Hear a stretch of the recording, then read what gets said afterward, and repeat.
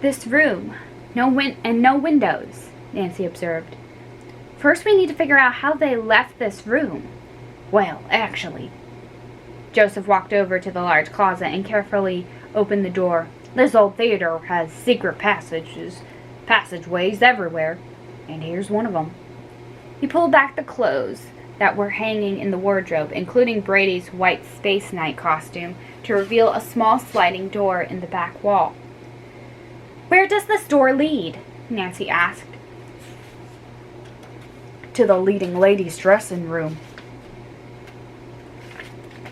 Joseph replied. Then he grinned sheepishly. In the old days, when this was still a full-time theater for plays, there was usually a romance going on between the stars who played this theater.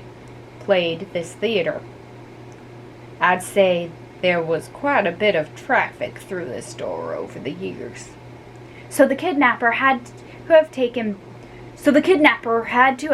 Bess out this door after Brady left the room, George said excitedly. Nancy took a deep breath and realized she and George were thinking the same thing. And they could still be in the leading lady's dressing room. Well, let's have a look, Joseph said, and he slid the door open. One by one they slipped through the narrow door and entered the other room. Joseph stumbled through the darkness to the opposite wall. Nancy held her breath, hardly daring to hope as she flipped on the light. One quick glance around told her everything. Bess was not there. Bess wasn't there.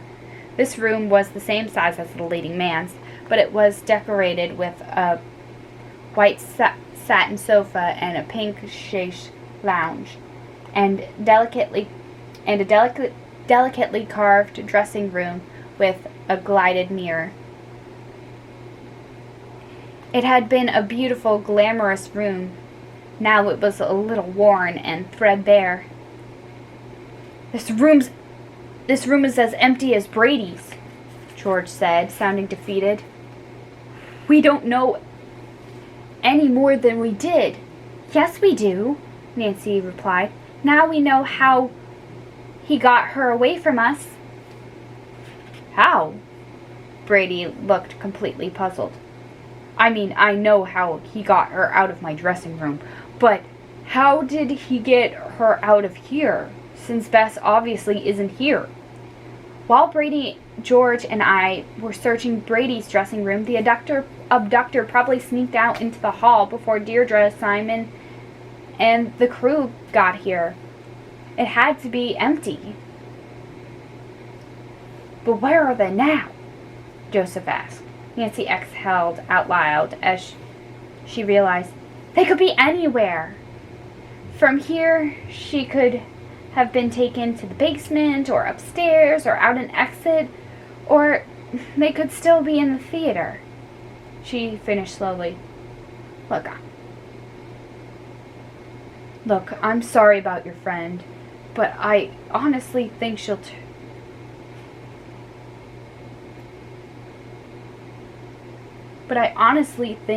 turn up. It's probably just a stunt to meet Brady. Brady and Deirdre have to get dressed to greet their fans during the intermission, and they've got to do it now. Mr. Mueller, this is no stunt. I can promise that, Nancy said, giving Simon a hard look. And I'm going to find her, even if we have to cancel your premiere. Go right ahead and try, young lady, Simon said. You'll have a lot more than me to contend with. You try to tell those fans why Brady and Deirdre won't be showing. He pulled on Brady's arm and started toward the door. By the way, Ms. Drew, private detective, your friend is still in the building. He threw over his shoulder. Wait a minute, Simon, Brady said, stopping short. What makes you think she's still here? Simon answered Brady sincerely. The theater is full of people right now. It's surrounded by cops. It would be simpler for him to hide her than try to leave here with her. Now, come on, Brady, let's go.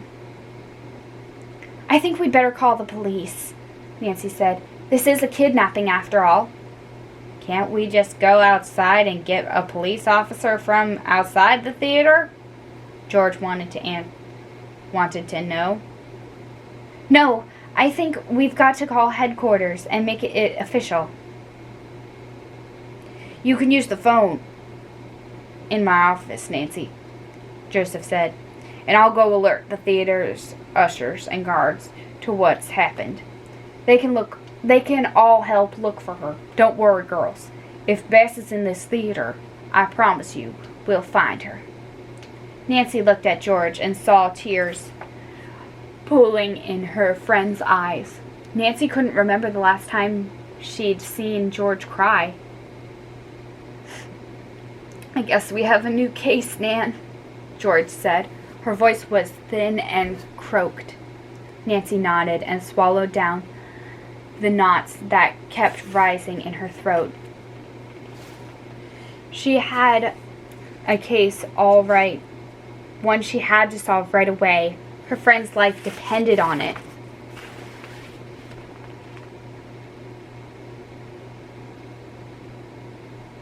Chapter 3. Nancy and George hurried across the marble lobby, accompanied by very loud movie music. It sounded like a chase scene before the intermission when Brady and Deirdre were to be introduced quickly. Who was the figure in a ski mask? Why did they kidnap Bess? Nancy wondered. Was he really after Brady? Or did he settle for her? Or did he settle for her friend? Nancy, George stopped short before they reached the office. Don't you think he'd hurt her or anything? You don't think he'll hurt her or anything, do you? Nancy pushed the thought away. It wouldn't do Bess any good for her to panic. If she was going to help her friend, she needed a clear head. No way. No way, George, Nancy said firmly. Besides, we're going to find her before anything could happen. From the auditorium, they could hear the music swell one last time. Then wild applause sounded, and finally the crowd chanted, Brady! Brady! It sounds like his fans have finally gotten the chance to meet their hometown idol, George said with a shadow of a smile. Too bad Bess is missing this. The two friends opened the door to the manager's office. They heard Simon Mueller in the inner office, taking on the phone. Nancy heard enough through the half-open door to know that he was talking to someone from the International Press Agency, telling them about the attempted kidnapping of his hottest star. A moment later, he dialed another number, arranging with the Tubler Hotel for Brady and Deirdre to stay on through the weekend. What do you think he's up to? George asked in a whisper. My instincts tell me that Simon Mueller has figured out that this kidnapping is a golden opportunity for publicity. That's right. Mueller was talking to yet another person. It's just like I told you. Your paper will love the story. Local boy, teen heartthrob, nearly gets kidnapped and comes this close. Simon held his index finger and thumb together as if the reporter were in the room with him, to catching the guy who took another hostage. He feels so bad about it. He's going to stay in town the whole weekend just to help find the guy. Nan, you're right. Why else talk to the press? George asked, sitting down in a chair beside the desk.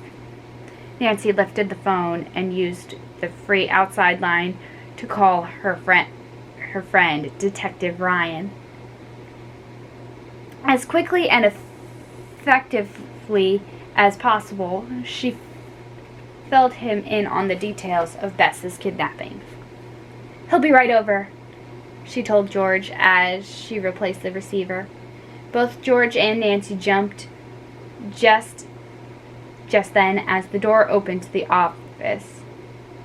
As the door to the office was opened, and Nicholas Falcone burst into the room.